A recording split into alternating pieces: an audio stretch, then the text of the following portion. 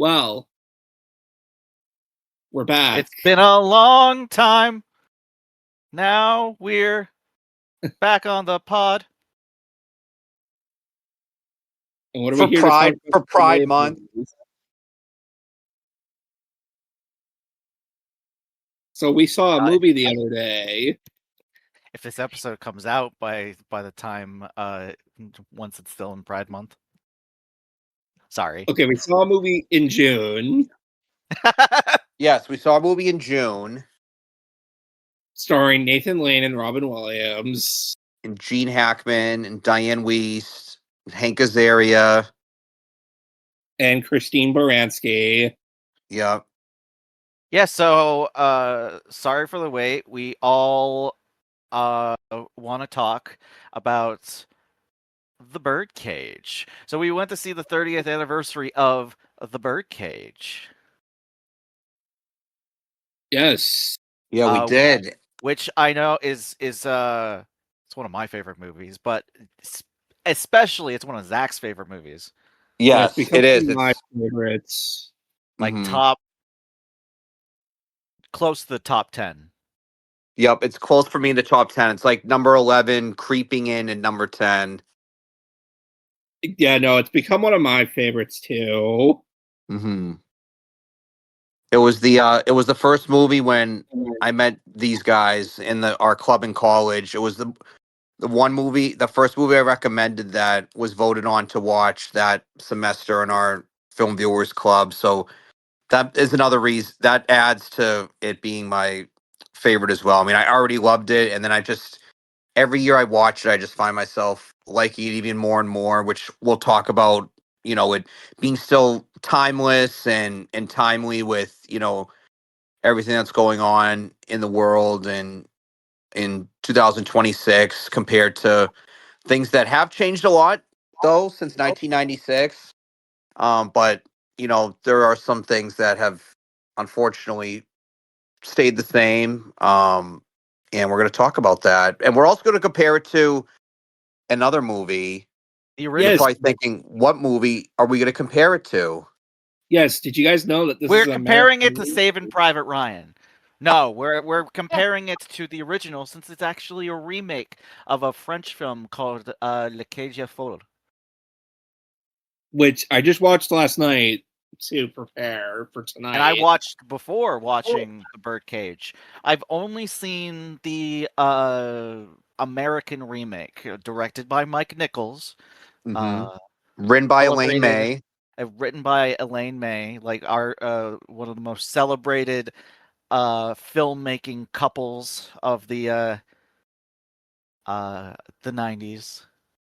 Yep, and they were a big before that, I think they were a big comedy team too, right? May and Nichols. I think before they were even like doing movies, I think. Well, the one big movie that I remember them together doing is the Birdcage, but I'm not 100% aware if they were collaborated on any other. They may have. But this is definitely their biggest, I think, and most famous. Yes. Mike Nichols, celebrated award-winning film director, started in the 60s. First film, swinging out of the gate, Who's Afraid of Virginia Woolf, which is a really good film. It's been a while since I've seen it, but a fantastic cast. Liz Taylor, just really good. And then his second film, one of my favorite films of all time, The Graduate. Yes. So just a fantastic 1-2 punch of a filmography. And then this guy also did Working Girl, Charlie Wilson's War, Wolf, Carnal Knowledge, The Day of the Dolphin, which tagline is, unwittingly, he trained a dolphin to kill the President of the United States. All right, I'll train a dolphin to kill Donald Trump. Pause. Pause. Satire. Satire. He's only joking. Satire.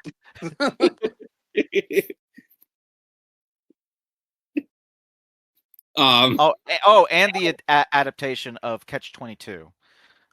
He worked all the way into the mid 2000s.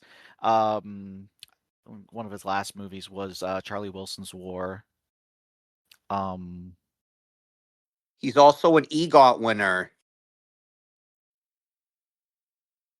He has an Emmy, a Tony Award, an Oscar, and a Grammy. Got the Emmy for another queer related project, Angels in America. The adaptation of Angels in America. I didn't know that he passed I didn't away know in that. 2014. Yeah, I forgot it was. I forgot he. I forgot it was then. I thought it was more recent than that. Yeah.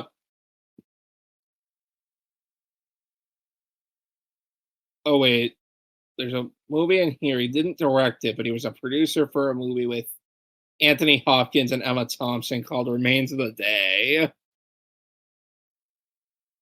Oh. And then Cool. Elaine May was also, they also worked a lot with Mike Nichols, but is also a filmmaker and writer in her own right, doing films since in the 70s up into the 80s with the noted bomb comedy Ishtar, but is known for directing like the original Heartbreak Kid, the Walter Matthau comedy. She also co-starred in A New Leaf. She was like the first female director with a big Hollywood deal since Ida Lupino in the 1950s. Oh, I didn't know that.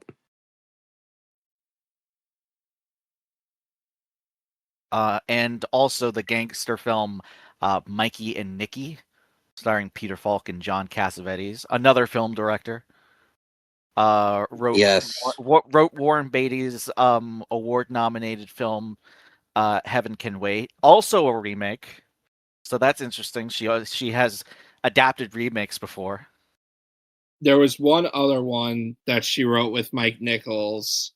It had John Travolta and Emma Thompson, Billy Bob Thornton. It was called Primary Colors. I think John Travolta's pretty much spoofing Bill Clinton in it. In the movie? Oh, so it's another satire. Because it takes place in 1992. Mm-hmm. When Bill Clinton ran for president. Right.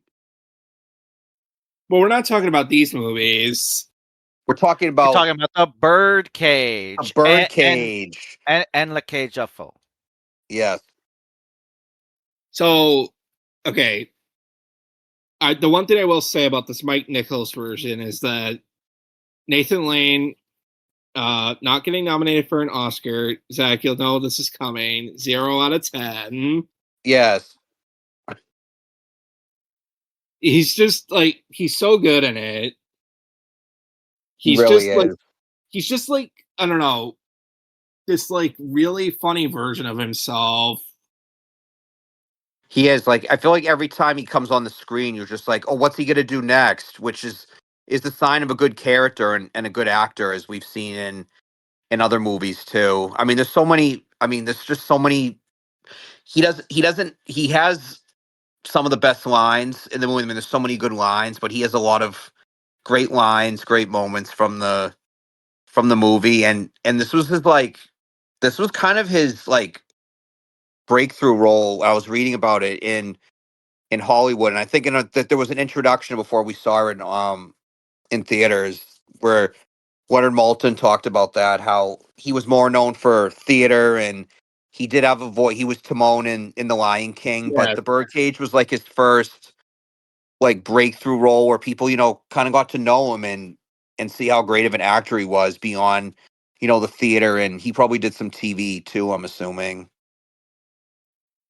Well, I mean, we know that. Well, at that time, Yeah, I I mean, don't know. yeah, at that time before 1996, he probably, had bit parts and all that. I know he was on an episode of Frasier, I think. But yeah, I feel like his career really took off after the Yeah, Birdcage. because he And was in. what is the Birdcage or Le Cage à Folle about? I'm glad you asked.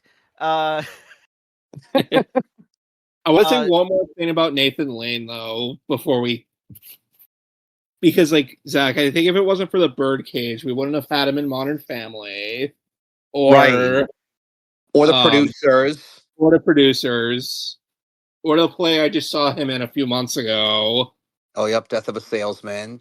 I don't know if I'd want to jump to conclusions of 30 years into the future, but and then he Yeah. also voiced Snowbell in the Stuart Little movies.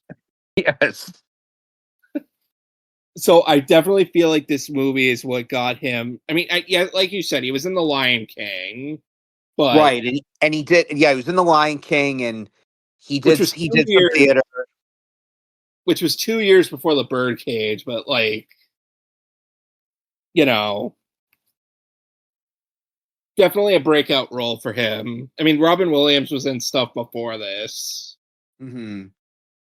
Right. And and I feel like with Robin Williams' involvement, I feel like that was what probably, really got the movie going in like production and stuff. I would have to guess the studio probably really liked that you had Robin Williams, and obviously people knew Gene Hackman, people knew Diane Weiss mostly. But yeah, with I feel like you have your Robin Williams, and then you got everybody, kind of filling in the lines, filling in the rest of the cast. So and then I do. And then one last thing I'll say is, I think before the movie was filmed, Nathan Lane's part was originally supposed to be played by Steve Martin.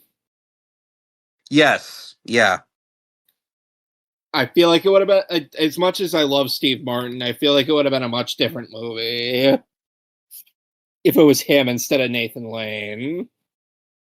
yeah, I think so too. I feel like Nathan Lane. I mean, yeah, like I love Steve Martin too. He's great comedic actor, but I feel like some of the moments wouldn't have been as funny with Steve Martin, and just with Nathan Lane, his voice as the character and his mannerisms and stuff. I just think it just clicked. Like it's one of those roles where you just can't really see anybody else playing that part, which we've seen in so many other movies. And we'll get into Hank Azaria later too. and Yes. what is And these movies about? I read off the cue cards. I'm glad you asked. what are they Getting back to my about? previous line. All right, so Le Cage à Folle came first, but it was before it was a play, a farce, if you will. It's centered on a man named Laurent. Who was the son of a Saint-Tropez nightclub owner, and his father is gay and has a gay lover, and that gay lover is the headliner of the nightclub as a drag performer.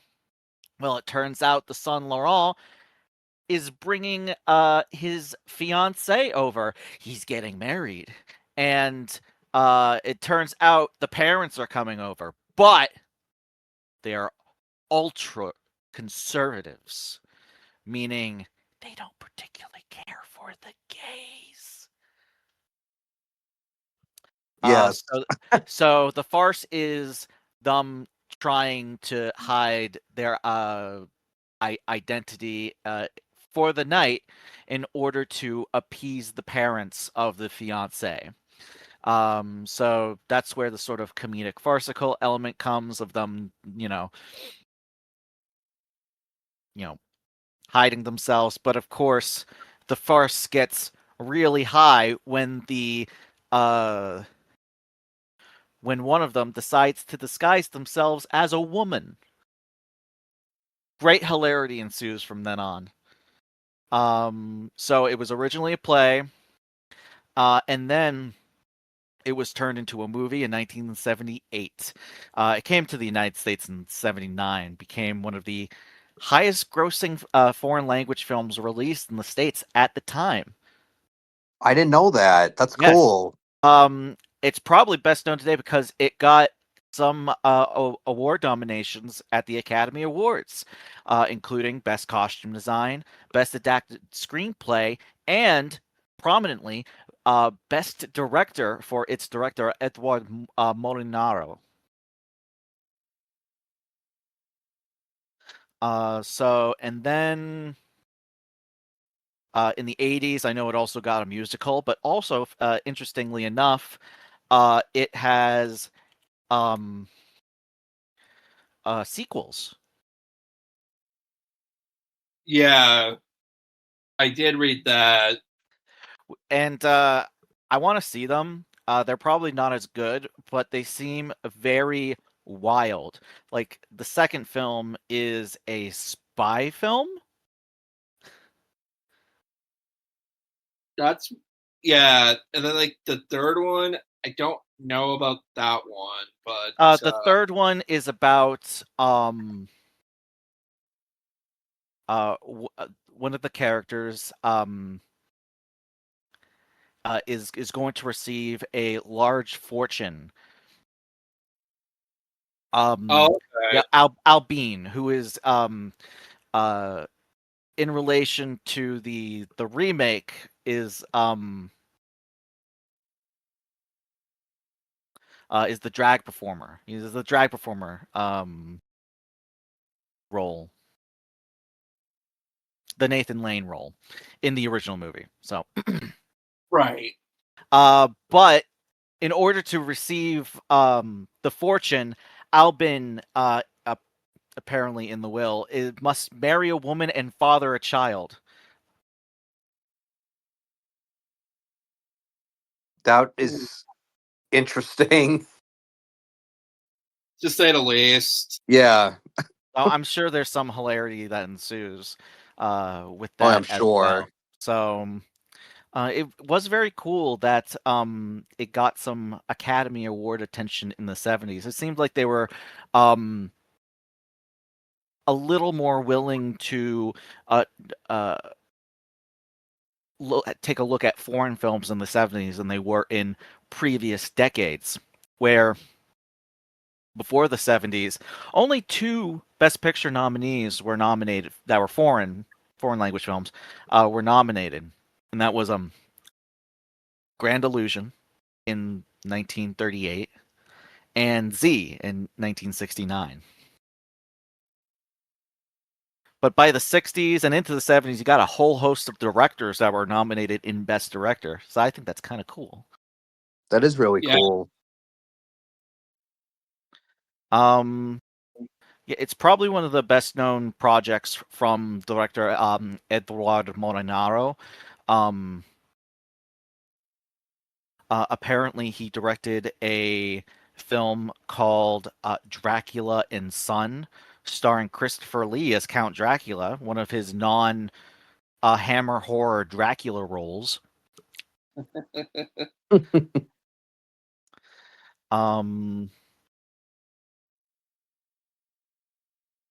And also another fun fact: the music in the original film is done by Ennio Morricone. It was a French-Italian production, and he's probably one of the most renowned Italian composers for cinema. So it's very interesting to see him, because I think most Americans think of Morricone and they're like, oh, like the Dollars trilogy from the 60s, Sergio Leone, Cowboys, and stuff like that. So it is really cool to see him doing something like a little gay comedy from the 70s. Yeah, no, that is really cool. Him doing another one, yeah. So, and then I think I mentioned in the 80s it became a musical. I think Harvey Fierstein was in that. Nice. Yeah, he Yeah, I wrote think he he wrote he wrote was. the book for it, actually. So he was Yeah. like, um, Yeah, it was and the and author, so he then adapted it to a musical. I think an American version was always in the works, but only made it into the 90s, and that brings us today to the Birdcage. But now the leads are played by previously mentioned Robin Williams, who plays uh, the owner of the nightclub, Yep. and Nathan Lane playing the drag performer, of whom they are both lovers. And also, big props to a surprise and hilarious performance from Gene Hackman. It is very cool that he had such a nice comedic performance in the movie as well. I think he's a highlight, because we know when you go into a Robin Williams film, how funny he's going to be, and how funny he was. Of course, rest in peace. But And rest in peace to Gene Hackman and rest in too. peace to Gene Hackman. But and also like Nathan Lane, also a funny actor. But the only really big comedy Gene Hackman was in was a cameo in one of Zach's other favorite films, Young Yeah. Frankenstein. Also one of my favorite films too. Mine too. Yeah. So I think Leonard Maltin said this in the beginning. There was an introduction because we watched the 30th anniversary Fathom event. It was another way to showcase like Gene Hackman's comedy chops, which I don't know he ever really fully did until maybe like Tenenbaums Yeah. would probably be another example of him using that, but I can't think of other big examples of him, Yeah, no, like that was doing like an the outright next comedic role. after that. Yeah. Which he's also great in that. Yeah, all He right. is. So mentioned what the plot's about, talked about the actors, and I'm gonna put my 2 cents in. I think I personally do prefer the remake over the original. Yep, me too. Same Not here. not to knock the original, mind you. They I do really like the a little bit of the added things that they added to the remake. Like there's whole subplot of the palimony between the two main characters and stuff like that, which I feel adds a great depth in the relationship between the two. And then like And the also the acting between all of the major characters in the film is really good and really on point. But what I was, I'll give you guys the floor after this. What I was surprised by in watching the original film is how very close it is of an adaptation, like almost line for line, and there's almost like direct adaptations and stuff like that. Obviously, a change in politics where there's a lot more jokes about then modern day like 90s comedy, mentions of like the Kennedys, Bob Yeah. Dole, We were just and talking about that, stuff like Alex that. and I, before we started the episode. So obviously there's stuff like that where it's kind of changed. Obviously, Saint Tropez is changed for the Florida coast, Yeah, South Beach. South Beach specifically. hmm Um, So, but I do find it there's slight differences, like like I said, the palimony in the remake and the original, it's set on the day of the couple's our lead couple's anniversary. Um, of them being together, which adds a personal element to that as well, a very different kind of personal element, and also a very funny moment towards the end of the film. um. Anyway, I'll give you to the floor. I've been talking a lot. Oh, you're So I will say when we saw this movie, I never heard a theater laugh as much as they did in a long time. Yeah, I These did people notice laughed that too. at everything, and that was It is great. very good to be in a theater where people are laughing and it's at an older movie, and it's because the movie wants you to laugh at a specific part and not because, oh, the movie is old and it's using like old very dramatic kind of acting and people are laughing at like how over dramatic it is, and that's like, I hate that, you know. Right. Like, remember when Matt, when you and I saw Vertigo, I know that that happened where people were laughing at like outdated dialogue and stuff like that. Not like outdated, it's more Not outdated in outdated, sorry. how, Yeah. I know Yeah. what you mean, but it's kind of like Yeah. outdated mode of acting, whereas like Hmm. nowadays you tend to want to be more natural. Everything's about being more natural, whereas like back in the day, it's like you kind of put on more of a facade. You had the accent and stuff like that, so it's like Hmm. with the pronunciation and a way of pronouncing dialogue and stuff like that. So, has completely gone with more a mode of acting where it's like you want to be with the character and you want to try to be as natural as possible. You want to try to be like something, whereas like older film performances was more like closer to an older form of stage acting, I think. Hmm. Definitely. And I feel like we going back to what Alex said about the audience too, that probably a lot of the audience too, they, had seen the movie before, and it's probably one of some of their favorite. It could be one of their favorite movies too, like it is for us.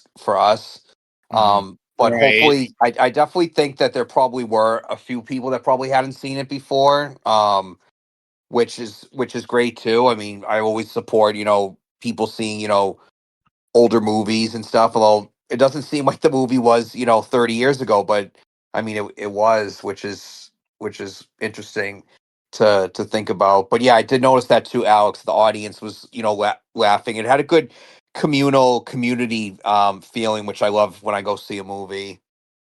And then so like we were talking about already, like Nathan Lane and Hank Azaria, like easily best parts of this whole movie. Like, so Nathan Lane acting like a hysterical woman, his very first scene. Like, that's how we're introduced to him. Yes, Like, yeah, and to like make a note of it, the Lacauja Falls it translates to the cage of mad women or the cage of crazies in English. So yeah, going back to that, you just said, Alex, a crazy like woman part, or wild woman, I should say. well, no, he was just like, talking like a woman. It was just, Yes. Yeah, his Hank, introduction is so good. His introduction is so good. and there's a part with Hank Azaria Oh wanting to yeah, give Hank him. Azaria plays the maid, Agador, who Hmm. they in the middle he decides to go by the name Spartacus to seem masculine. So they call him But then they Agador accident, Spartacus because he accidentally calls him Agador. yeah. Anyway, as you're going. Um, so that he wants to give Nathan Lane aspirin with the A and the S crossed off. It's kind of like a placebo effect. Calls it Purin, and he tells Robin Williams. It's just Purine tablets. yeah, and he just tells Robin Williams thought it was like actual drugs, but then he just tells him it's just aspirin without the A and the S. Oh my god, that's right. Or Hank Azaria just falling down because Agador can't walk with shoes on. So in most of the Yes. beginning of the movie, he's barefoot, and then it's The like the shoes second, are like a trap. the second he puts on shoes, he falls right on his face. Yeah, he's like coming to answer the door when the conservative family of Gene Hackman, Diane Weiss, and Calista Flockhart when they come when to answer the door, he just falls flat on his face.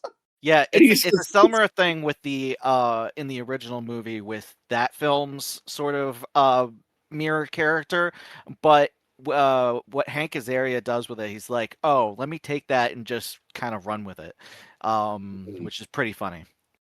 my favorite That is- is like this shirt he wears that says "straight looking." Yeah, definitely like the stuff like that, like the more like subtle stuff, like the also with the statues and the Oh decor yeah, that's in their house. and then like like the parts where Robin Williams like teaches Nathan Lane how to like be more masculine. Yeah, Smear. You smear it on the toast. men smear. Men Oh, I smear. pierced the toast. Put the fucking pinky down. It's up again.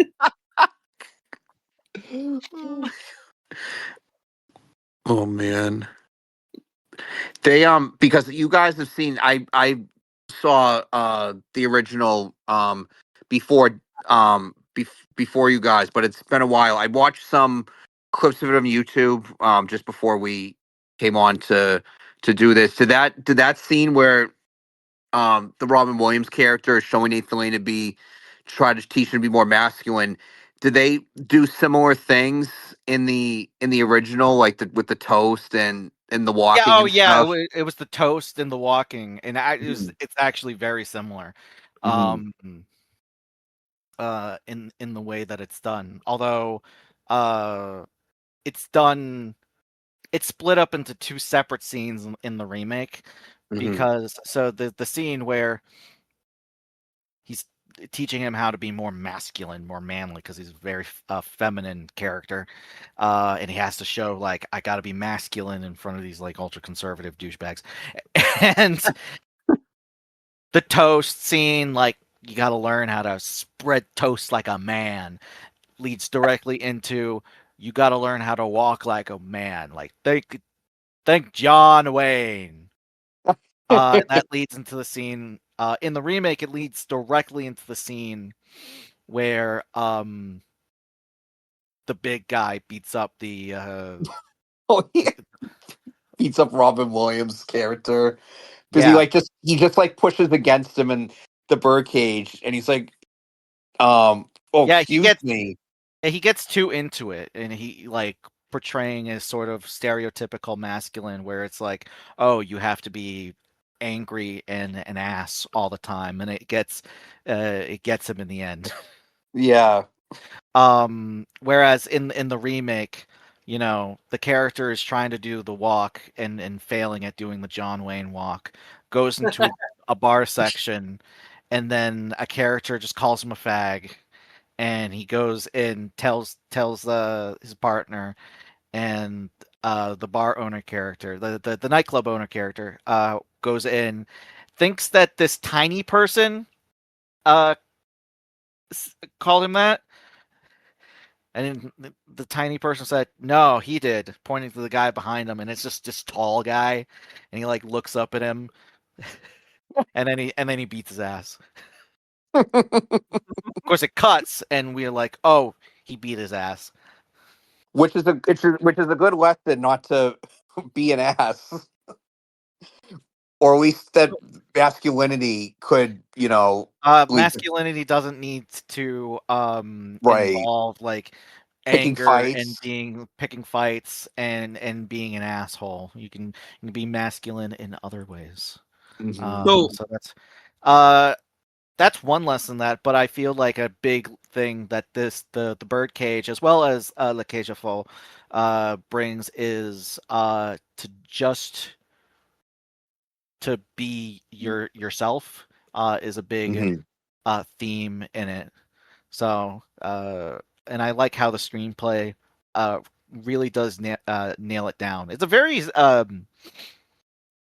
well structured screenplay. It is.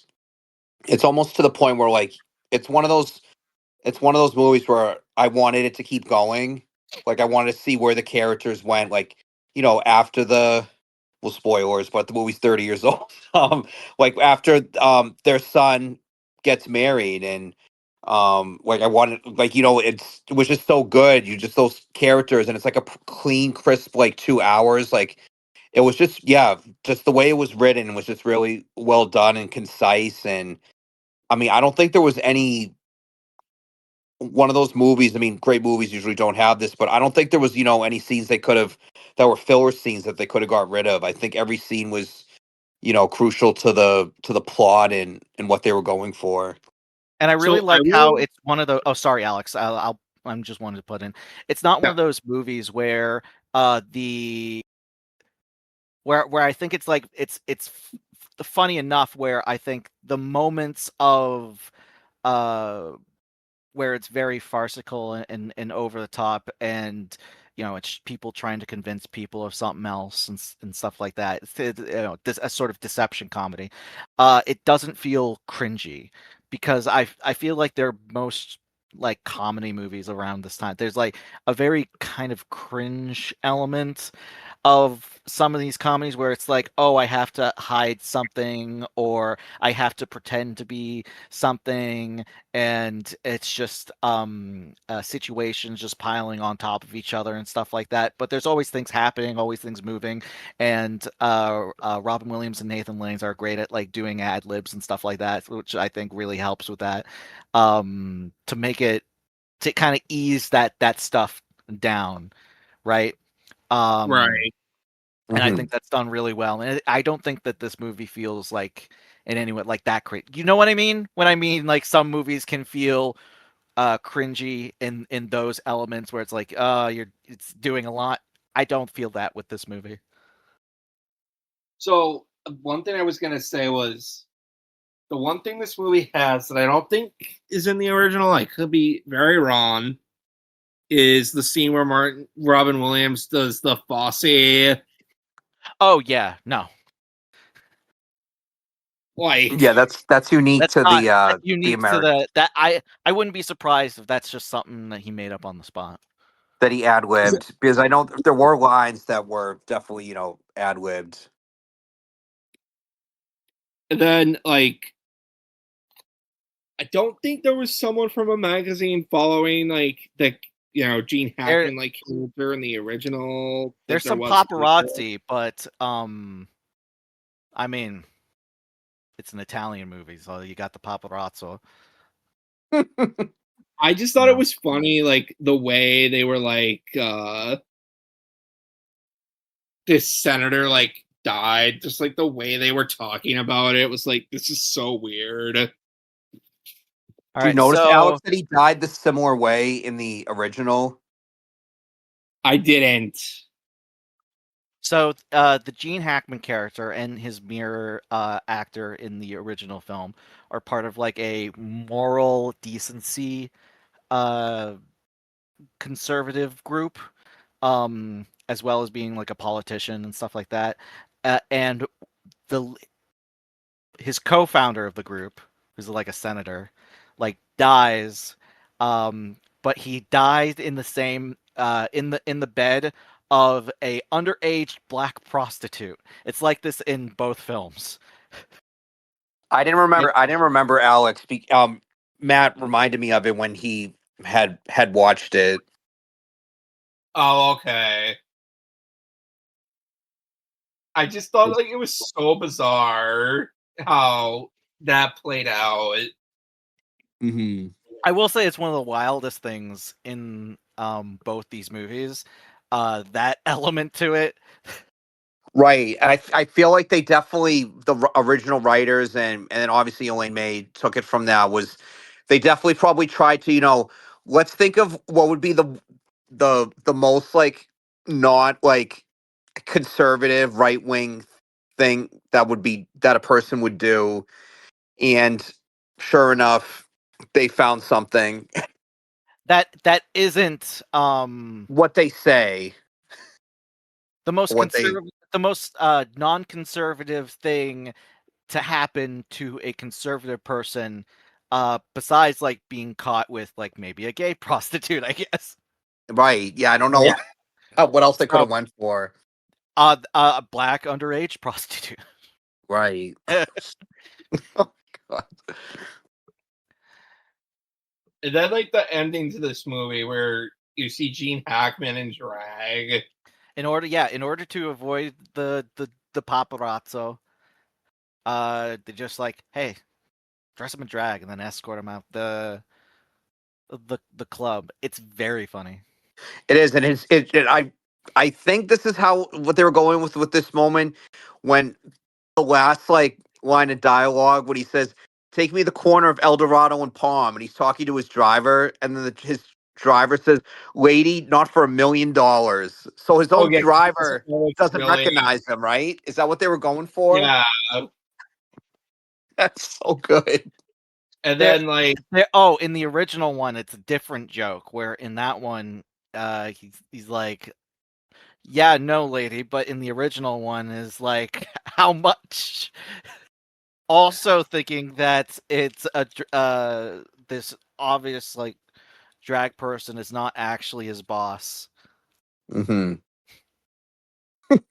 Oh, one other thing one thing I want to say was that was really funny was what did you guys think of the whole like almost before the end the reveal of when Nathan Lane dresses in drag to be the mother or well he is the mother to Val but the mother like to the conservative family. What did you guys think of that whole reveal? I liked how Val wasn't as much of an asshole as he was throughout the whole movie, and Right, he kind of yeah, had a redeeming moment because he finally at least he always felt this deep down but really realized that Albert was always like his mom, even though he Oh has yeah, a biological mom with the Christine Baranski with Robin Williams' character. He accepts by the end, like, and knows how much that Nathan Lane Albert loves Val, and he accepts that at the end, and because he is really an asshole trying to change the way like his dad, Robin Williams is, and changing the way they are, and like how Matt was saying that a lot. Like one of the main themes of this movie is celebrating, like who you are and everything about you, like what makes you unique, and not hiding who you are. hey, the tagline for this movie is "Come as you are," um, Oh yeah, which isn't I don't think is a reference to the Nirvana song, but it just happens to be precedent in the 90s. But it yeah. No, I is think basically coincidence. core. Yeah. It's core to the theme of the movie itself in a way. Not the Nirvana song. I'm sure that's completely different. I mean like the tagline. no, I know. No, the Sister Sledge song is a song that features prominently in the movie and is way more precedent to the theme of the movie more so than Nirvana. Yeah, the We Are Family. Family. I got It- all my sisters with me. Yeah, that having that song be at the beginning and at the end of the movie is a very I love when there's like a full circle moment like that. Ever so subtle. No, but I do like what you said that not only is the arc like them actually showing themselves and actually like coming to terms with just being as gay as they are, Hmm. uh as Robin Williams says like at the beginning where he's like uh where he kind of originally rebukes Val's offer Right. Oh yeah, try that's one to of the best pretend to be straight. lines.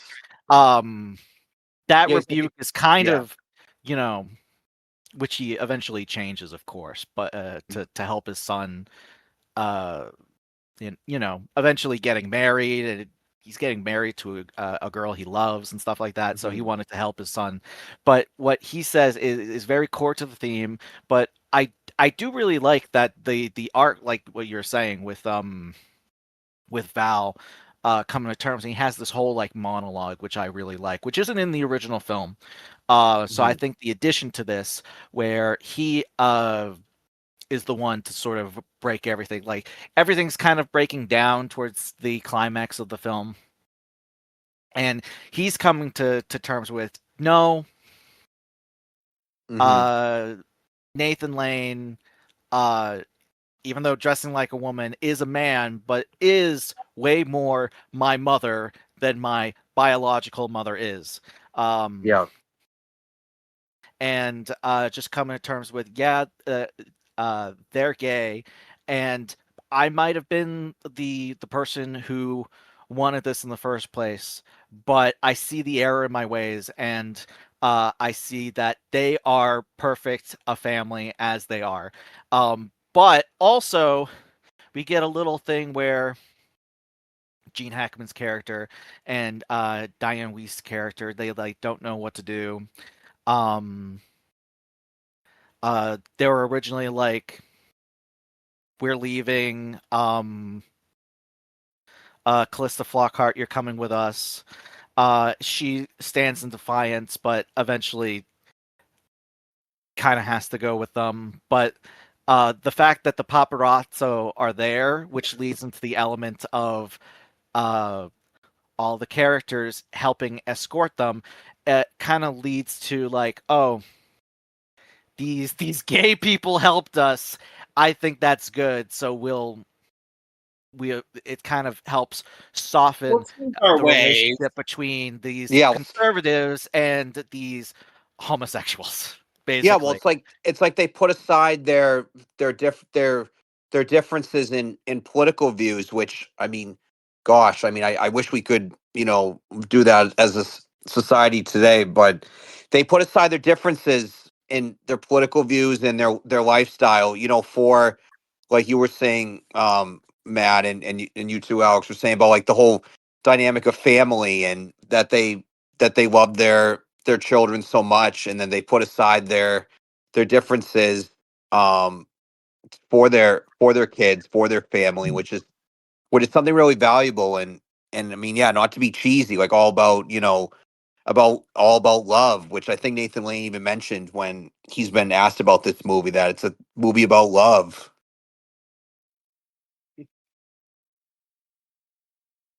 Which, All right, I really liked what we've been talking about this. yeah, Um, me too. Going in depth of the movie, pretty good. This is Hmm. what I've always kind of wanted with the with podcasts about movies and Hmm. stuff like that. Hmm.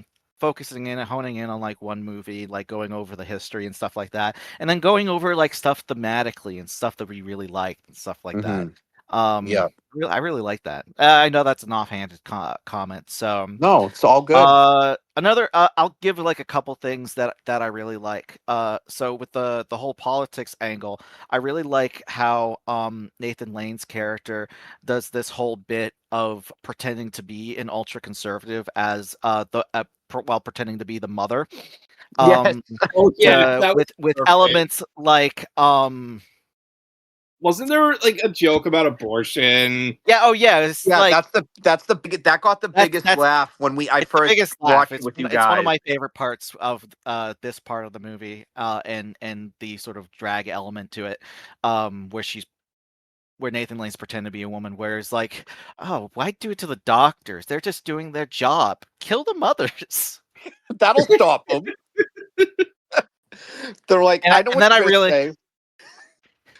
I really like Val's comment where it's like, uh my mother tends to take things to their most absurd limit, kind of like Jonathan Swift did.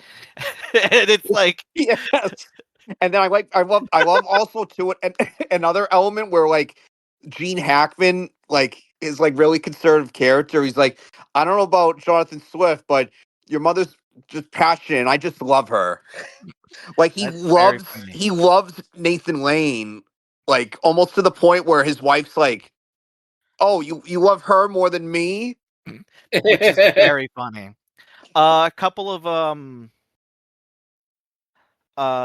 fun facts before maybe moving on to whatever the next segment you guys Oh want. yeah. The production designer for the film is Bo Welch, noted art director. Worked with Tim Burton, Barry Sonnenfeld, and yes, his only directorial film is the 2003 adaptation of The Cat in the Hat. Yes, he was also a production designer for. I remember seeing his name on Land of the Lost. Interesting. But yeah, you guys noticed his name when we saw it? Yes. Also noticed in the credits, the cinematography was done by Emmanuel Lubezki. Oh yeah, Matt, I pointed that out to you. Yeah, Yeah, he's best known for working with Terrence Malick, Alfonso Cuarón, and Alejandro Iñárritu. Mm-hmm. And then so is an award-winning cinematographer. So cool. Any a couple of things that I remembered from. Yes. Well, okay, the last thing I'll say is, Zach, we were talking about this on Sunday, but like those who watch like Modern Family, there are a few scenes where like Nathan Lane is so over dramatic, like his character on that show. Yes. Yes, like Pepper Saltzman on Modern Family, and yeah, I feel like I agree that he definitely acts over the top, and even Eric Stone Street's character on Modern Family, Cam. I feel like some of Cam's like outlandishness kind of comes from Albert in the Birdcage a little bit. Yes, definitely. With like their the yell and their scream and stuff. Oh yeah. Yeah, no, when Nathan Lane screamed in that movie, you even mentioned it. It reminded you of Cam. Yeah, it did.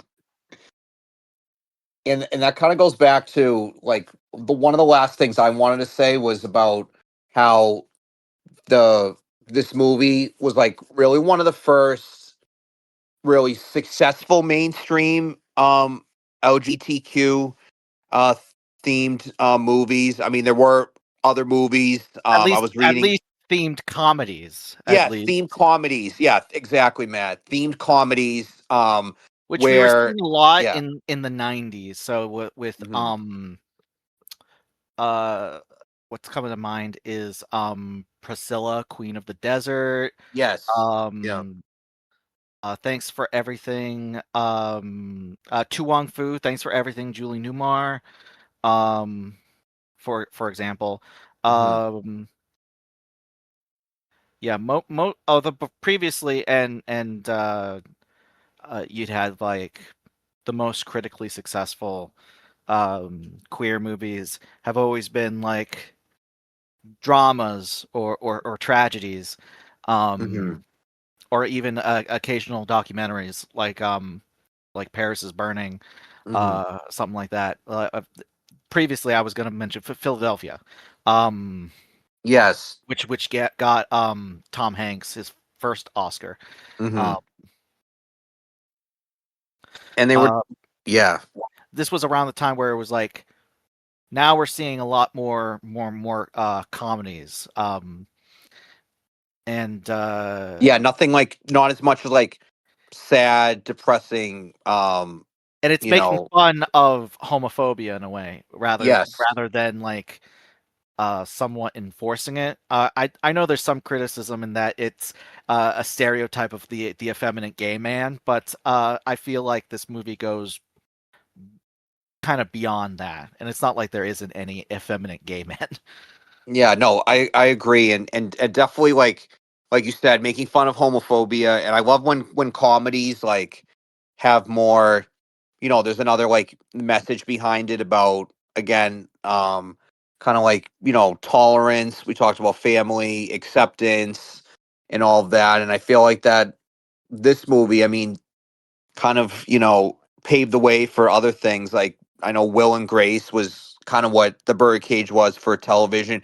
Modern Family took it even to a bigger step and mass appeal with LGBTQ representation. There's a joke about in the movie The Birdcage, the "Don't Ask, Don't Tell." That was a major uh, policy about that. You couldn't say that you were gay in the military, which was later undone and stuff. And gay marriage, same-sex marriage wasn't legal in 1996. So kind of like this movie was kind of at that, kind of you were saying, Matt, with like Philadelphia, like it was at that moment, like with comedies and just movies in general, where we have more LGBTQ representation in different kinds of genres and different kinds of roles, with movies, and then with television, with Modern Family and other shows that have followed Yeah, and with in a that way, representation. the original film was also groundbreaking Yes, at of that course, time. yeah, This was yep, also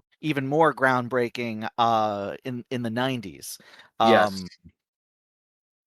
In that respect, because it kind of revitalized the story itself and was much needed at the time, where we were getting a lot of like age dramas and stuff like that. Yeah. And this was like a happy, more like positive, and I mean, not that those movies aren't positive, but more, They're way different. more Yeah. like sort of uh depressed. They're not feel good comedies. Right. Oh no, absolutely not. No, Yeah. no, no. Yeah. But yeah. Yeah, then that's the Birdcage. Yeah, that's the Yeah. Birdcage. Any other final thoughts? No, it's just that the Oscars were 0 out of 10 with nominating this movie with a few One major one categories. nomination for art direction. So Bo Welch, there you go. Mm-hmm. Um It Bo Welsh, yeah. yeah, It did but get, it yeah, it lost that nomination to the English Patient. Um a 3-hour epic. the three Well, hour epic. I haven't seen it yet, but I feel that I've told you this before. I feel that Seinfeld kind of ruined it. that's maybe Seinfeld ruined it. I know some people aren't into like sort of lengthy films, sort of slow burning films, in some respect. And maybe maybe Best Picture should have gone to something like Fargo or Secrets and Lies or something like that. But I do feel like a lot of the animus is because of that one episode of Seinfeld where Elaine's like, "Just die already." I know. Yeah, it kind of did. It kind of did do that. And as you guys know, I've seen all the Best Picture winners, and from my memory, is it an excellent movie? No. Is it a good movie? Yes. It's a pretty good. It's a pretty good movie. From what I remember, I didn't hate it. Is it one of the Best Picture winners? No, but it's Should it good. It's should it have fine. won 9 awards?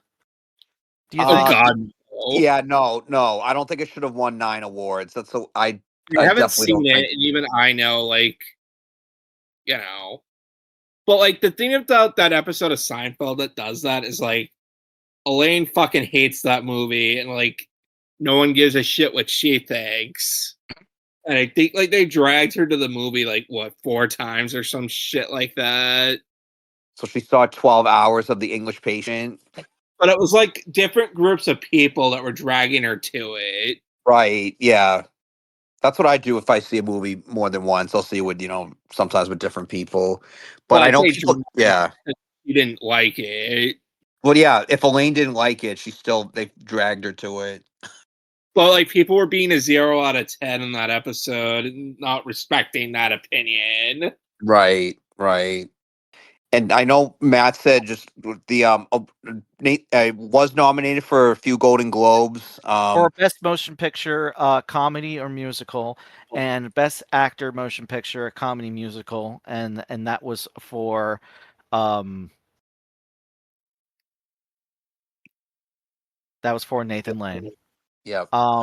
But the So again, Matt, I mean, Birdcage again, lost. Alex, he should have got a nomination for an Oscar. But Who should have? Nathan Lane lost to Tom Cruise from Jerry Maguire as Jerry Maguire, Okay, and it kind of lost get that. Best Motion Picture Musical Comedy to Evita, the Madonna adaptation of the musical. yes, the Madonna adaptation of the Andrew Lloyd Webber musical, Mhm. directed by Alan Parker. I got to see more of his films. I'm very interested, but basically a musical The Tom Cruise thing, biopic. I do kind of get, but like at the same time, But it's like, like, what, you voted for him? Is he's Tom Cruise? I mean, he was huge. That was his big. That was like his peak. well, no, I get it. He's like good in that movie, but like, I don't know. I don't know if I'd choose him over Nathan Lane. He was Yeah, I up don't think I against would either. Antonio Banderas in Evita, Kevin Costner in Tin Cup, previously mentioned Nathan Lane in The Birdcage, and Eddie Murphy in The Nutty Professor. Huh. Interesting.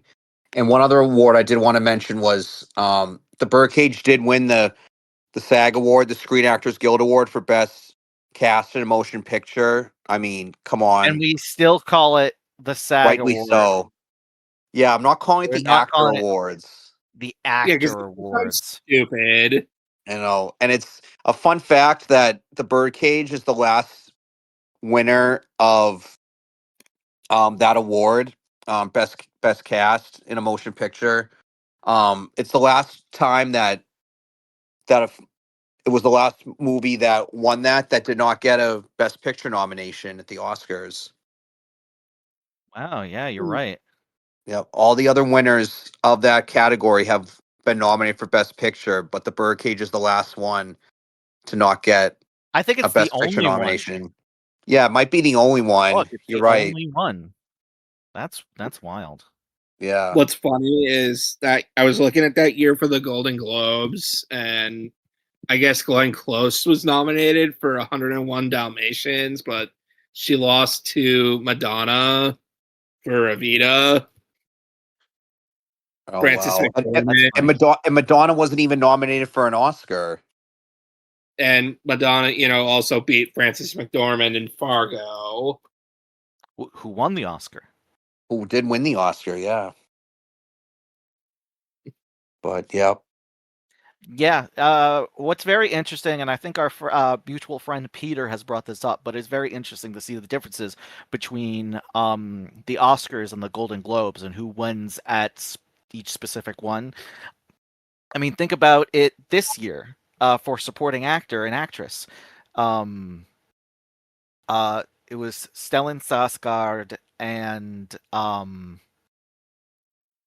who won supporting actress? It was Oh, that girl from One Battle Tiana After Taylor. Whereas at the Oscars, it was Sean Penn and Oh why is God, her who name was escaping it? me right now? Zack, help me. Oh, for what? Supporting actress. Who won this year? Yeah. Amy Madigan for Weapons. Amy Madigan. Thank you. I was God. so happy when she won, but she did the Aunt Gladys laugh after she won. So good. But in for this year, the 54th Golden Globes that we're talking about, the winners for supporting actor and actress was Ed Norton for Primal Fear, which is his debut movie, and he's fantastic in it. And supporting actress went to Lauren Bacall for The Mirror Has Two Faces. I know she was actually the favorite to win the Oscar, if I remember. Whereas at the Oscars, the winner was Cuba Gooding Jr. for Jerry Maguire and Juliette Binoche in The English Patient. Show me the money.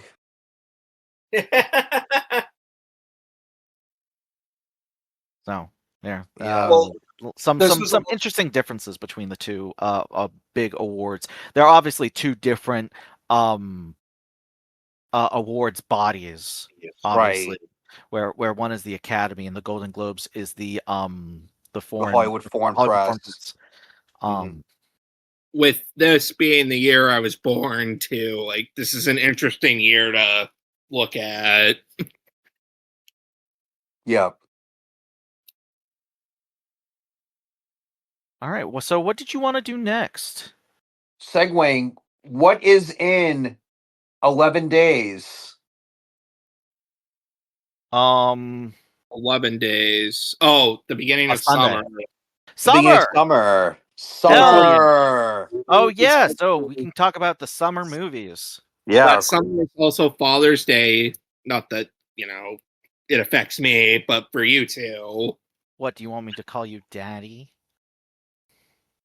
Well, Sorry. No, it's well, I don't no, know. my I don't know dad- why it overcame me. Yeah, no, well, yeah. my dad's not dead. It's just I haven't had a dad to celebrate Father's Day with since like I was 15. So Oh, and you can call me Daddy. No, just kidding. but anyway, yeah, no, that Sunday's also Father's Day. Keep that in Yep. mind always.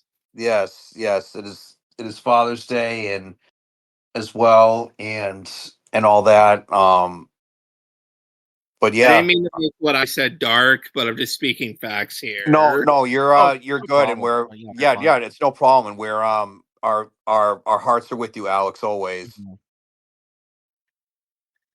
Divorce And, sucks. yeah. I'll just say that. Yeah. hmm Anyway, summer movies.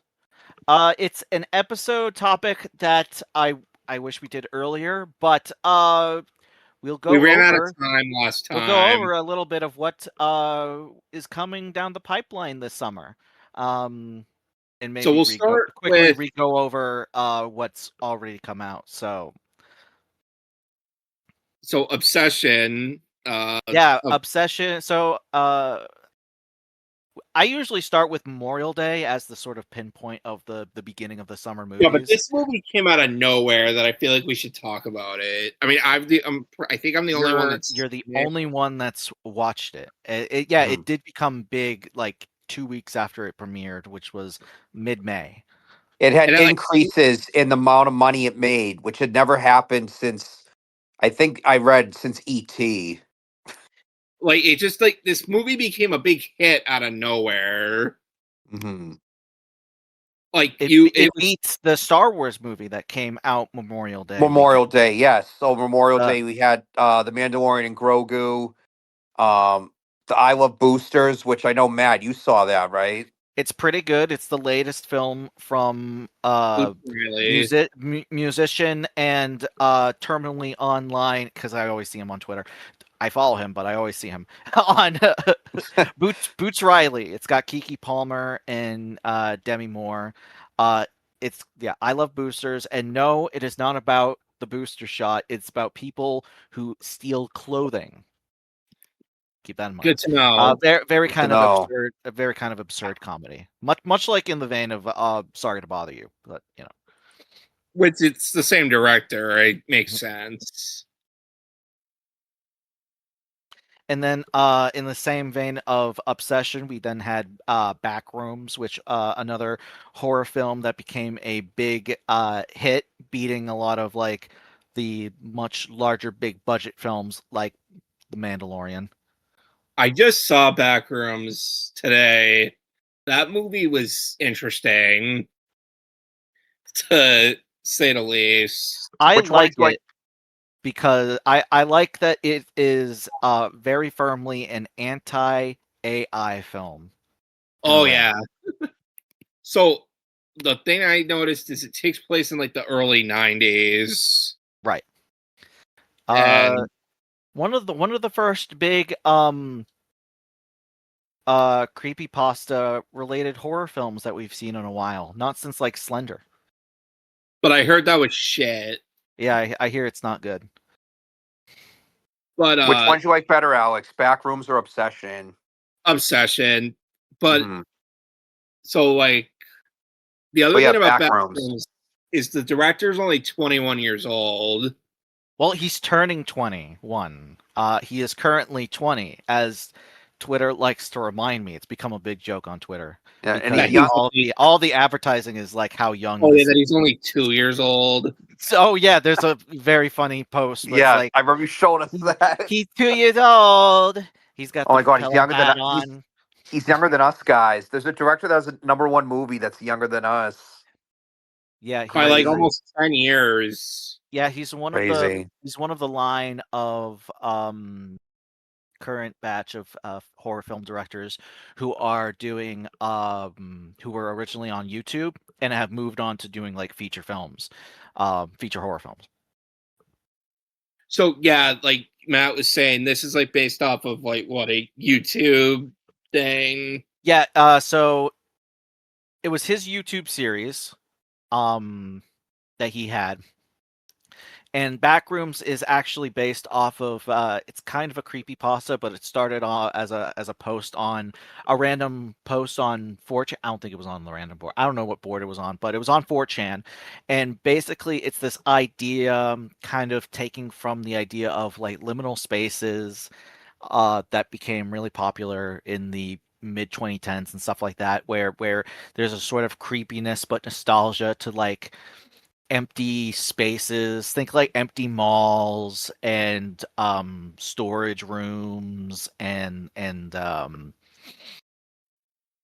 empty airports and stuff like that. You know, just these like intricately designed and that give you sort of a nostalgia kind of feeling, but there's something really off and it has to do with like the way things look or stuff like that. Yeah, And so like so Backrooms is just this like other reality, this other world where it's like, oh, it looks like a office back room, but it becomes weird. Basically. yeah. So like this movie has Chiwetel Ejiofor, and He's great in the movie. Yeah, I didn't know he was in this until a couple days ago when I was looking more into this movie. what's the girl's name from Sentimental Value? I know I'm gonna say it wrong. Renate Svansva? Yes, so she's in it as this therapist. She's had a great run, like in last couple of years with movies. So she's like Chiwetel Ejiofor's therapist,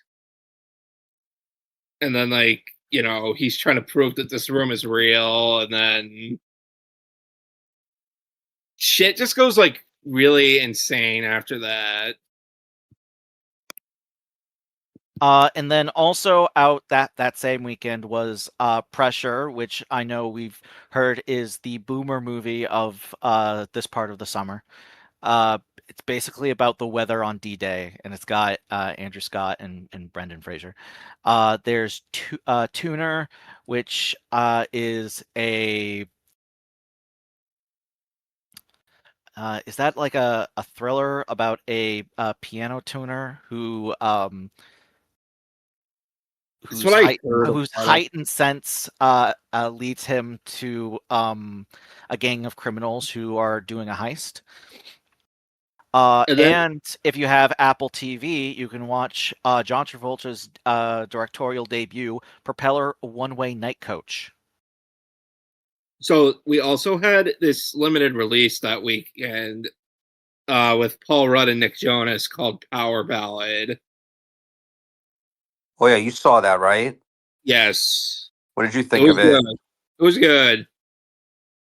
So it's the director of Sing Street, John Carney, and Rick's like this wedding singer. He's played by Paul Rudd, and he helps like Nick Jonas write this song, but like Nick Jonas like doesn't give him credit for it, and it's just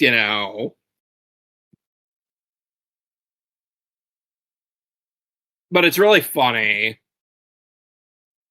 Oh yeah, also one thing about That's Propeller good. One-Way Night Coach. I think I messaged this in the group chat with Zack and our mutual friend Mike. I said Travolta's directorial debut is out. It looks like a film that would end up on Lights Camera Jackson's year-end top 10. So I'm putting this now. Quote me later when it actually happens, because he always has like these sort of specifically these little drama or comedy kind of movies that don't make it big or on streaming or something like that, there might be one that I've like never heard of that's always on his top 10, and it's always fascinating to see like his year-end top 10s because it's always not like usual critics top 10s. It's very funny. It is funny. So Yeah. one last movie we had in May. It's a family comedy movie from Nate Bargatze called The Breadwinner. That's fucking the guy from Shark Tank who was in Marty Supreme. Oh, he's in that, Mr. Wonderful. Oh, that Yeah. ass. Yeah, that asshole of the I don't many know much assholes, Marty Supreme. I don't know much about the movie, but because it came out the same weekend as Backrooms, it didn't do that well. Okay, and now we're coming on to the last weekend, which had Masters of the Universe and Scary Movie 6. Yes.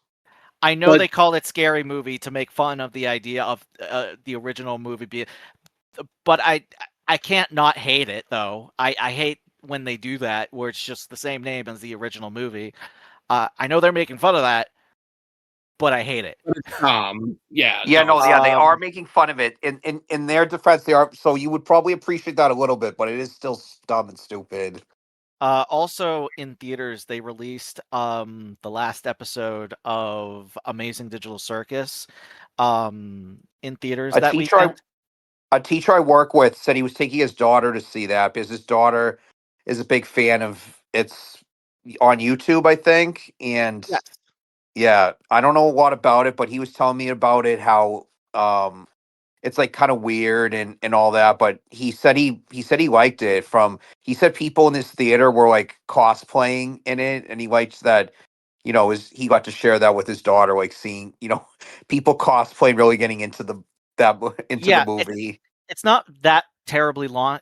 It's like now it's like 9 episodes long. So, and this is the last episode. It's basically about humans that are trapped in a sort of video game computer like place where it's like a sort of circus where the sort of ringmaster of the place gives you like games and tasks that each of the characters want to do, but obviously they don't want to do that. They want to try to escape and get back to the real world.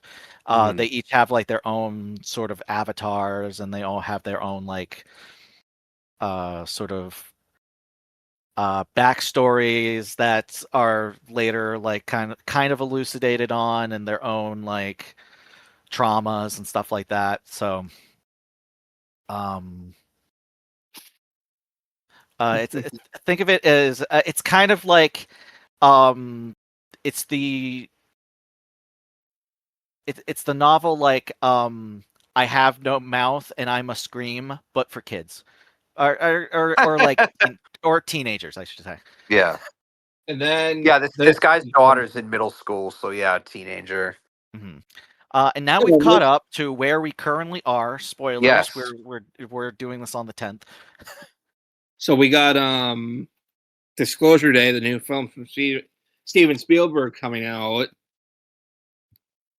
Yeah, then that looks like very the only excited about that. major thing I mean, there's other things coming out. There's something called This Tempting Madness. But I feel like it's the biggest, widest movie that's coming out this weekend. From obviously, Yeah. we're on June 10th. Yeah. I know. RuPaul has a film called Yes, Stop I was telling Zach That about this Train. Yeah, you were telling me about this, Alex. because our boy from Modern Family, Jesse Tyler Ferguson, is in it. Oh, cool. That's right. Uh, Yeah. I don't know much about it, but all I know is that there's like controversy online where people Of are course saying there that is. people are saying that the visual effects are made with AI. The director Adam Shankman says that it wasn't made with AI. So there's like a whole controversy of like whether or not it is. It's basically like a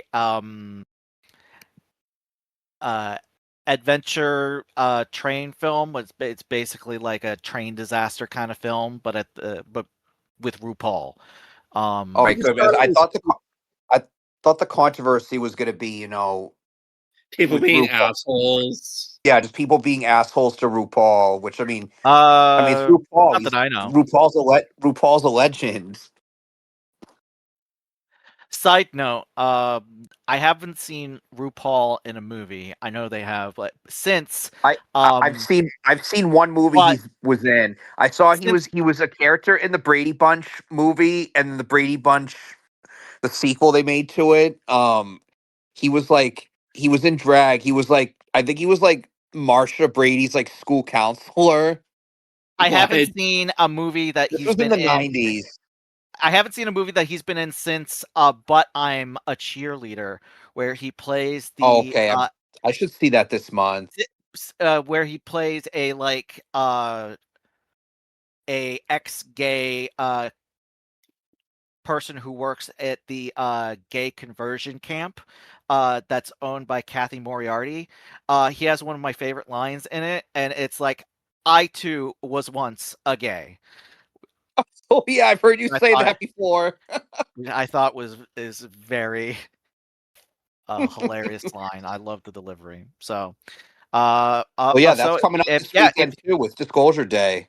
if you guys got a want a film that you want to see for Pride, obviously there's a lot of gay films where you watch, uh, you know, gay, straight, trans, foreign, domestic, whatever. Try to watch as many as you can if you want, if you're interested. But I'll say, because I mentioned, yeah, watch. But I'm a Cheerleader. Very funny. But then we got, so we'll just go over to the rest of June quickly. We got Yeah, Toy Story 5. Toy Story 5. Toy Story, like, what is Toy there to Story. talk about? Yeah, Toy there's gonna be technology that's gonna threaten the playing of the regular toys, Is which there I feel like would anything? have been better, which would have been a better plot for the fourth one, but that's a story for another day. And then I feel like that's the only big movie coming out that weekend. That weekend, there's a Robin Hood film from the Yeah, director of and from the director of Pig and the last Quiet Place film. That it's wasn't oh yeah, Quiet Place Day One.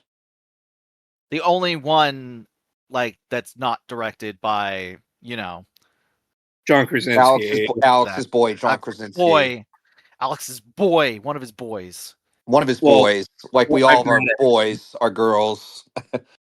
Well, I've met him, so Yeah, there you go. Yeah, you've met him. Massachusetts native. All right, June 26th, we got Supergirl.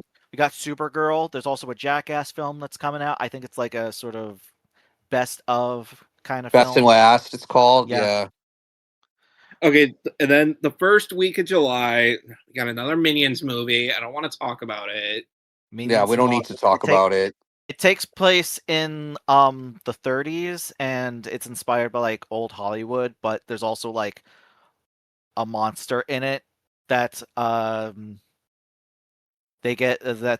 Minions get involved with. It's I funny. know you guys don't want to watch it, but man, they hooked me with it takes place in the 30s and is about old time cinema, and I hate that it makes me slightly interested. Am I gonna go see it? Fuck no. I'm not gonna But it see makes it you with a bunch interested. of tiny children, but it makes me slightly interested. I hate seeing Minion memes on Facebook. It's like, stop adding Minions where they don't fucking belong. I mean, it's like God. The Minions been around for like 15 years. And then, holy hell! But they did get me. They're like, "Oh, it's gonna have Charlie Chaplin in it," and I'm like, fuck okay, off. I see. Oh, you. another boomer movie I wanted to say is coming out July 3rd, or it could be a boomer movie. I don't know. I am kind of interested in it because I love history. They're making a Young Washington movie. But it's made by Angel Studios. They make propaganda. Exactly. That's why I said it's a boomer movie. And it's Angel Studios, which I do not like Angel Studios. I've never seen one of their movies and probably never will. I've seen one. I've seen one. Oh, that's fine. I mean, Solo. No, that- Oh, yeah, they don't do propaganda films. They do religious themed films, which it is weird that they are also doing a the film about George Washington, which makes me very suspicious that they'll try to do it from like a sort of uh overly religious kind of angle about the founding of our country. No, but I that's know. okay. I just saw El Sol Mio because But so that had Kevin James, and it wasn't a propaganda movie. And it So wasn't. what basically Angel Studios does is they do something that I've not seen any other like distribution studio fucking do, and it is they're like a values based. They're largely a Christian based studio that. There have been tons of that, but what they do is like a crowdfunding kind of thing where they finance productions, and they have their own streaming service and stuff like that, but they have like it's so that you can purchase tickets for uh people for movies and then give those out. So Oh yeah, they're doing that crap it's with Sound of Freedom. I yeah, remember. yeah. That which is a Angel Studio. So they've done that for look, you can like the movies if you want. Right? Yeah. I mean, You can like I mean, we love all movies here. I mean, so we don't love you every can movie, but if it's a movie studio you like, by all means, go see the movie. I mean, I just it's think whatever it's you want. Film is weird. subjective. I just think it's weird that they have this element Yeah, of that is weird. what they do. It kind of feels like Right. someone could The easily movies. juice the numbers. Right.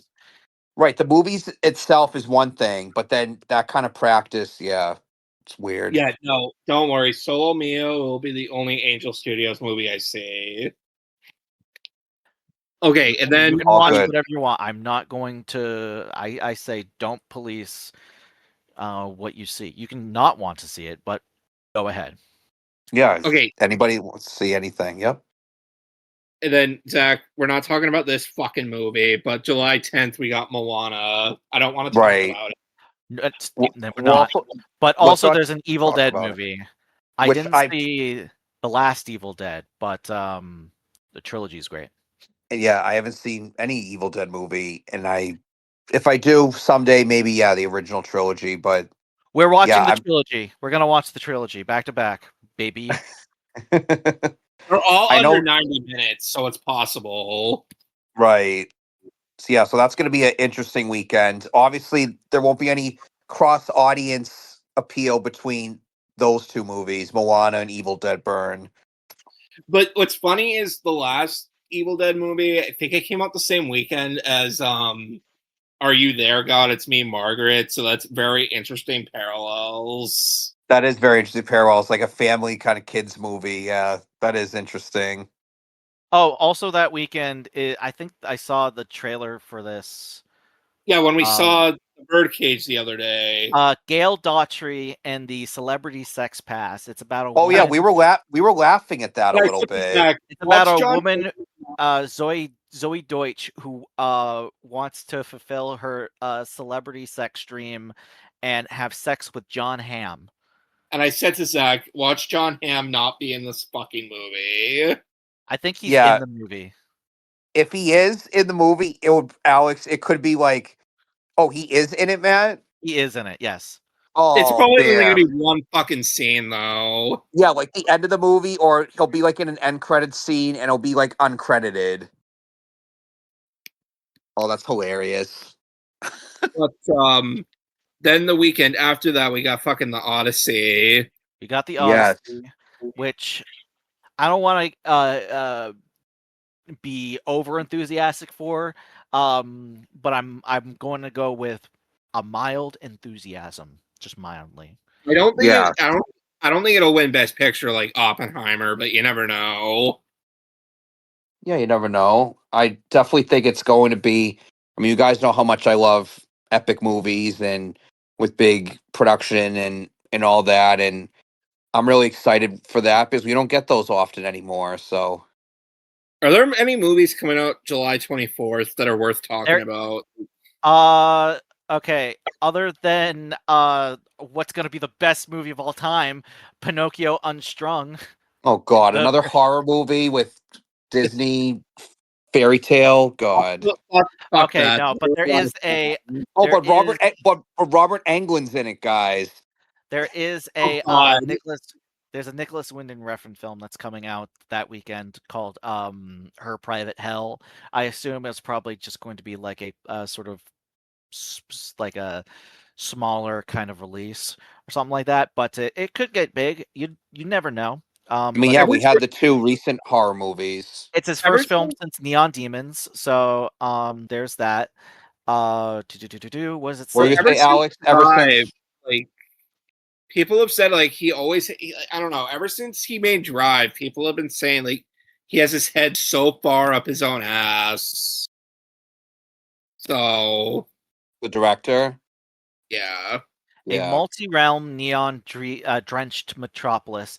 Her private hell is a pulsating dreamscape that feels torn from science fiction. I'm reading off of first showing, so it's not giving me like a specific plot. I'm sorry. A troubled woman searches for her father. That's basically it. yeah. So we'll get this moving along. The But I do like neon thrillers, so let's keep it Yeah. going. Yes. Yeah. and then the 31st, Matt. I know this isn't your cup of tea, but Zack and I are excited to see this. The Spider-Man Brand New Day. I mean, okay, so I did say no more Marvel movies. I could break that for Spider-Man because I mean there's probably going to be crossover with other Marvel movies in this movie, but like by how much, you know? I mean, I John know the Punisher is Bernthal. in it. Yeah, John Bernthal's in the trailer. I just hate how much homework it's become, and I stopped. I stopped after Black Panther, the last Black Panther film, and I was like, I'm stopping. Wait, you watched Guardians 3 though, you said. Well, I didn't watch all the one before that. The Guardians was the last one I said, but after Black Panther, I was like, I'm not gonna watch all of them all the Oh, time. like the ones before it, you mean? Yeah, I didn't We watch want some, it because but like I did see Guardians kind of wrapped up that trilogy, so you wanted yeah. to see So that. I think Guardians was just the last one. Yeah, I kind of wanted to see that. It was just the last one that I've seen. I will Uh, say though, the ones that came out last year, they weren't. I personally liked them, and I liked Deadpool and Wolverine, but like I kind of get where you're coming from with there's so many to fucking watch. and then it's like TV shows. Um, maybe one or two of them might have a season 2, and then you're like, oh, I gotta That watch another season of this. It's just dude, homework. that Homework. pissed me off with the Mandalorian. Like I watched fucking 3 seasons in a week. I was like, I don't want to watch any more of this. After And then like, and then it's like also you've got to watch a book of Boba Fett, and it's like, can I watch a No, show? yeah, Can I I watch? didn't. Can we get back to a new season every year with 26 episodes? man, I I miss did those not. days. That don't. I did in not. instead of having a straight to streaming in one day with 9 episodes and wait for the second season in 2 years once you've forgotten everything that happened in the other season. Can we Yeah, no. can we not do that? I didn't even bother watching Book of Boba Fett. It was just like I don't know. The last season of The Mandalorian was so boring that I just didn't want to watch it. Yeah, I don't blame you. Season 3 was the weakest, but you liked the first 2 seasons, I think, Yeah, right? but Yeah, when I those are really good. I was like, ugh, there's another season. I just want to go see the movie. And then like the movie wasn't even that great, to be honest. Yeah, I mean, it That's was just fine. me. Also coming out on the 31st is we've got the latest Greg Araki film. So the sex comedy I Want Your Sex. It's got Olivia Wilde and Cooper Hoffman. And then you That also movie have Looks what, Alex? it looks fucking weird. Oh, that's just all I'll say. It does. and then you also have Kiyoshi Kurosawa is releasing his first period piece, The Samurai in the Prisoner. That came across my thing for this day. So that's cool. There's a foreign film. There's a foreign film. Then we have on the 7th, Eli Roth's got a horror movie called Ice Cream Man. There That doesn't is sound creepy at all. David I Gleason. saw the trailer. It looks fucking awful. David sure it's Gleason's crap. got a movie Who called knows? It probably is David- not good. David Gleason's got a movie called Once Upon a Time in a Cinema. Beleaguered cinema owner's worst Friday night becomes his crowning moment of glory when a packed show descends into chaos and unites the community. They're also making another Super Troopers 3. I never even saw the whole Super first Troopers one. 3 is coming out. I never saw the second one. When did the second one come out? 2018. Oh, okay. And then Monica Barbaro is in and Caleb Turner are in a rom-com called One Night Only. Those are the big ones. But we also have in a limited release, we have the latest film from Jane Schonenberg Brunn, who did I Saw the TV Glow. And it's Teenage Sex and Death at Camp Miasma, which is a take on the sort of final girl horror film tropes. It's about a film director who is given the task to do a remake of a long-standing horror film franchise. It's got Hannah Einbinder and Gillian Anderson, and I'm excited to see it. Nice. It's kind of it's basically about a film series that's kind of similar in veins to the Friday the 13th series. That's cool. That sounds interesting. I might go check that out. And also we have Tony, the Matt Johnson's biopic on Anthony Bourdain, which at first when I heard that I was like, not interested. But then, like, Matt Johnson, I liked Blackberry. I hear Nirvana the Band the Show the movie is good. I haven't seen Nirvana the Band the Show yet, and I might do that before watching Nirvana the Band the Show the movie. It also, Alex, I did see the trailer, and it doesn't look bad. You might find interesting the movie Tony. It talks about him working in Provincetown. Wait, is that the 7th or the 14th? I'm kind of. Oh, it's the same day. It's the same day as the 7th. It's the 7th. August 7th. Okay. August 7th.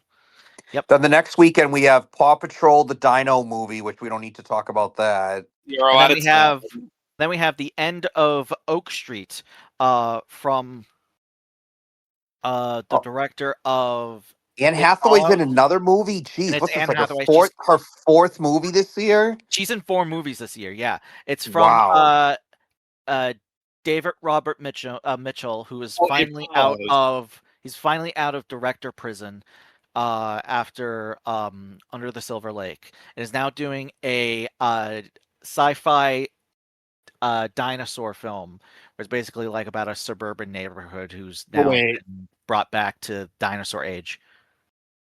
So, Devil Wears Prada 2, End of Oak Street, The Odyssey. What's the 4th movie she's in? She was in a movie. It was an A24 movie. The name's escaping me right now. I know what you're talking about. Yeah. Yeah. Anyway, but wait, we got another Angel Studios movie that day, guys. Oh, which one? War. The Brink of War. It's about Reagan. Oh, great. Another Reagan film after the last Reagan film. I was dragged to see that. You were dragged to see Reagan? Guess who plays Ronald Reagan in this, guys? Well, I know it's. Let me see. So Dennis Quaid played him in the last one. I'm gonna guess. Zachary Levi. No. No, too young. Okay. Well, Matt, I don't know. Can you give us just like one hint? Yeah, one hint. He was in Dumb and Dumber. Jeff Daniels. Jeff Daniels? Yes, it's fucking Jeff Daniels. Oh, really? my God. I would never have guessed that. Oh my God. What? He doesn't look like Ronald Reagan, or I mean, I haven't seen any images from it, but No, I swear to God, though, it's another Angel Studios movie, and it's gonna be shit.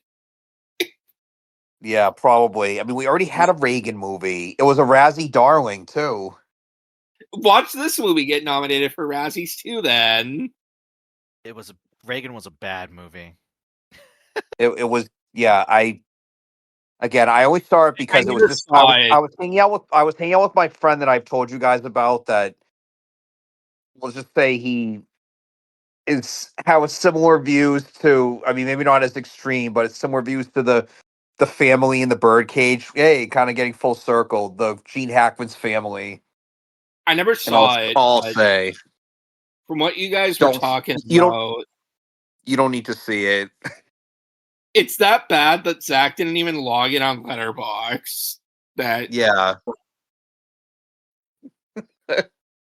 I didn't even log in on Letterboxd. Oh, wow. That's how bad. I've never done that with any movie except that one.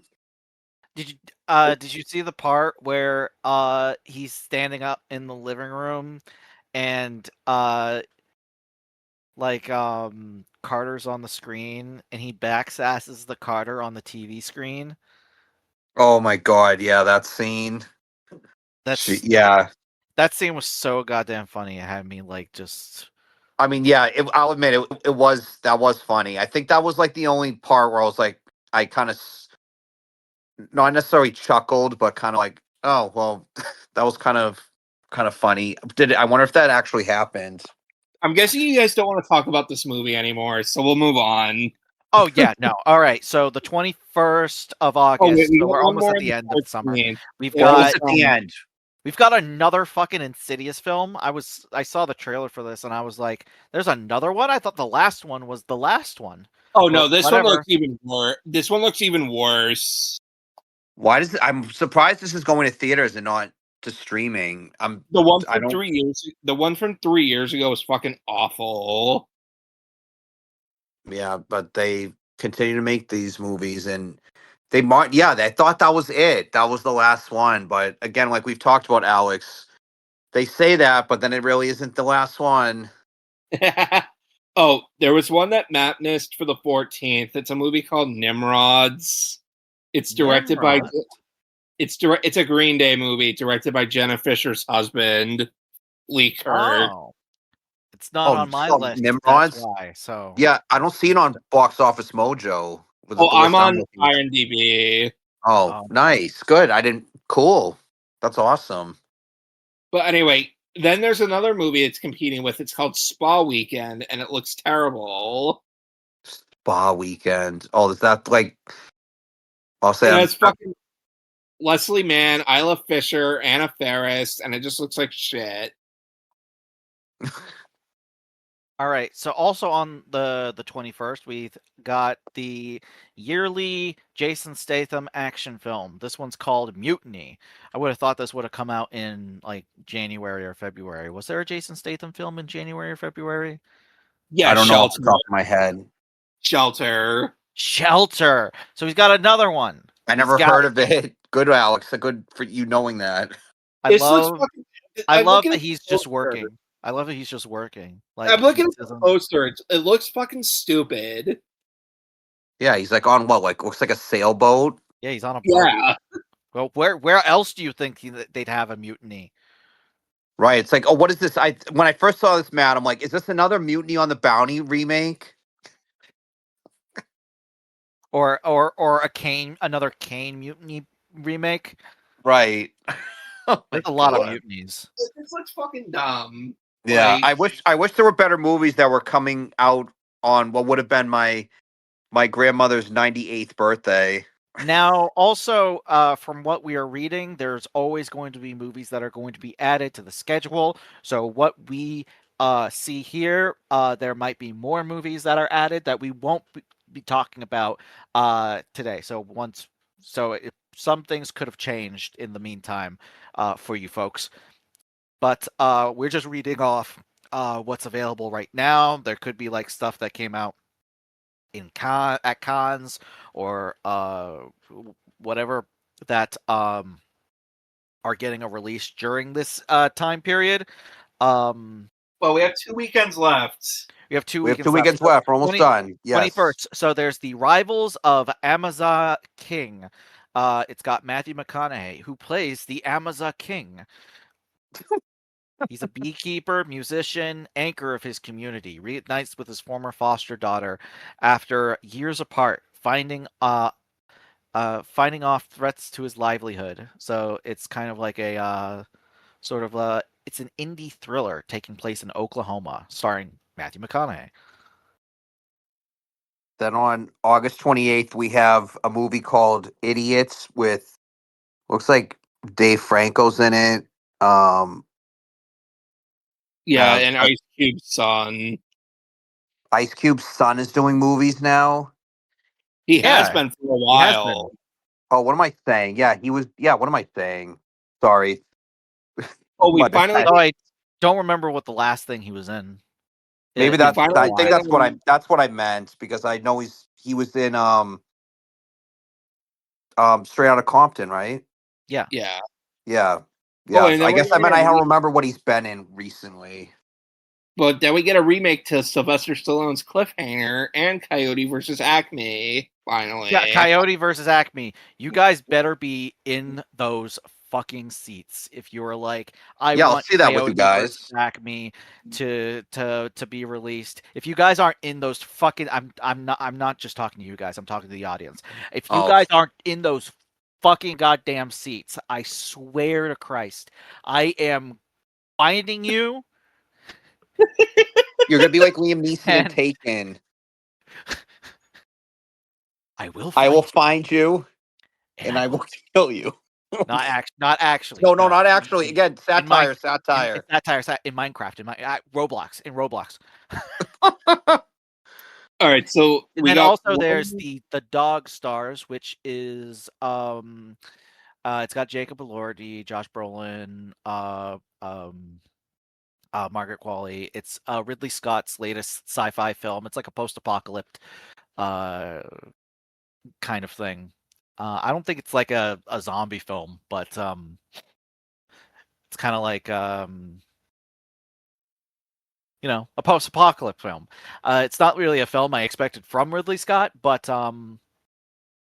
like really yeah. fucking Margaret Qualley again. You mean Margaret Qualley again? She's getting work.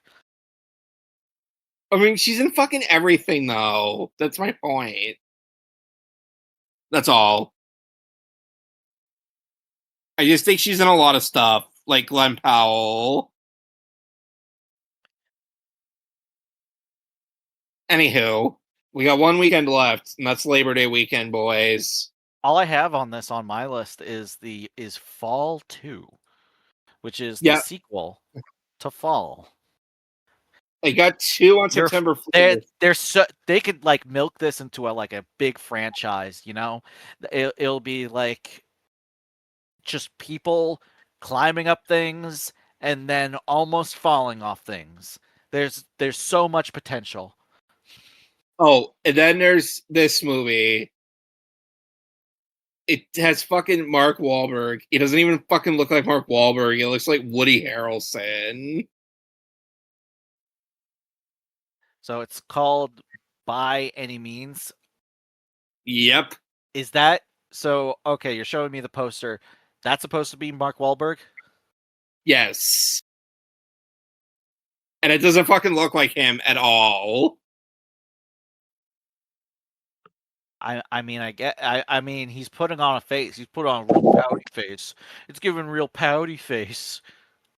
But I know what you mean by it looks like Woody Harrelson. I can see that.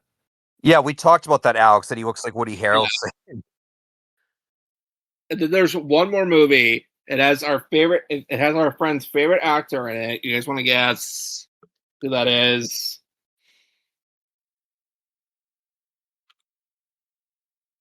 Oh, It's a movie. It's a movie with Pete Davidson and John C. Reilly from the director of The Fall Guy and Bullet Train, called How to Rob a Bank. Does it tell you how to rob a bank? I'm sure the movie will. Yes. So there'll be a lot of robbings that month. Then I guess I'll bring my pen and paper. Not actually. Okay. No, I'm not. Yeah, not actually. Again, Minecraft. Yeah, This yeah. is satire. This is satire. This is satire. This is satire. We're not actually encouraging you guys to go rob banks. But there we have it. That's all the movies that are coming out the rest of the summer. There we go. Yeah, nice. Yeah. Finally, that took so long for us to do. For us to do. Well, because we ran out of time the last episode. Yeah, just an episode where we go over the summer movies. Gosh. But you better be seated for Coyote versus Acme. If you're not, Matt will find you. Yeah, Matt will find you and make you see it. I mean, they worked so hard to get it released. Like, and if you see Super Troopers 3, there's something wrong with you. If you see I Want Your Sex, now you're just blaming people. No, I'm just fucking kidding. But if you see that but if you see that movie, fucking I Want Your Sex, you're weird. Oh, but what if they're fans of Greg Araki? But like Zack said, the poster's a 0 out of 10. It's a crazy poster. No, that looks. Well, I've seen worse, but it looks like a Greg Araki movie, which it is. But I'm dead serious. If anyone goes into Moana, I will beat the shit out of you. Okay, I will agree with that. I'll agree with God. that. All you little children coming after you, it'll be like that scene from Kingsman. We're gonna just beat the shit out of you, little kids. Or Alex's stepbrothers. Seeing Moana. Bah, bah, bah. Or stepbrothers. Oh, but it's it'll be a tidal wave of kids, and it's me and Alex. We've got we've got like our fists. We just got our fists, and we're just punch, pump, blah, blah. And I guess you might as well throw me in there too. That'll be me with people that go see another Ronald Reagan movie. Oh God. With Jeff Daniels as Ronald Reagan, guys. So convincing. Right. But anyway, summer. Happy summer when this episode comes out, probably. It'll be officially the first day of summer. So yeah. Go to the movies. Enjoy. Bye. Love you. Mwah.